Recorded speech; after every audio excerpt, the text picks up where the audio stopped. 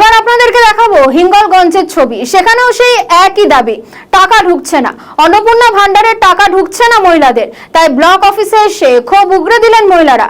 ঘটনাটি হিঙ্গলগঞ্জের ব্লক অফিসে আসা মহিলাদের দাবি, অবিলম্বে তাদের অন্নপূর্ণা ভান্ডার প্রকল্পের আওতায় তারা যাতে অন্নপূর্ণা ভান্ডারের সুবিধা পান তার ব্যবস্থা করতে হবে। তাদের অভিযোগ, সমস্ত রকম কাগজ সঠিক জমা দেওয়ার পরেও তারা টাকা পাচ্ছেন না।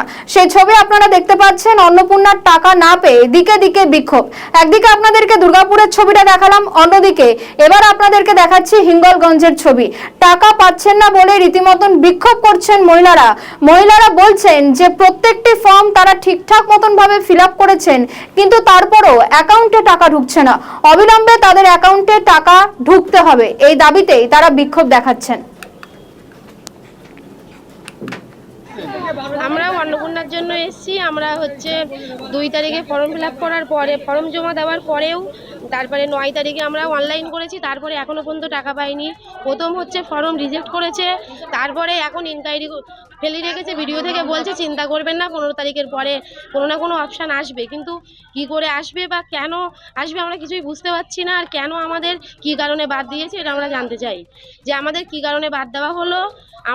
আমরা তো কেউ ইনকাম ট্যাক্স দেই না, কেউ আমাদের স্বামী চাকরি করে না, তাহলে কেন আমাদের বাদ দেওয়া হলো, কিসের জন্য আমাদের বাদ দেওয়া হলো, এটাই আমরা জানতে চাই। আর সরকারের কাছে এটাই আমাদের আবেদন, যেন যারা উপযুক্ত তাদের সবাইকে যেন আবার করে ইনকোয়ারি করা হয়, আর যেন আমাদের টাকাটা আমরা যেন পাই। এটাই। আপনার নাম? আমার নাম সোমা মণ্ডল, আমার বাড়ি দুলদুলি। আপনি কত তারিখে অনলাইন করছিলেন? আমি অনলাইন করেছিলাম 9 তারিখে। 9 তারিখে? মানে এখান থেকে এক মাসের বেশি।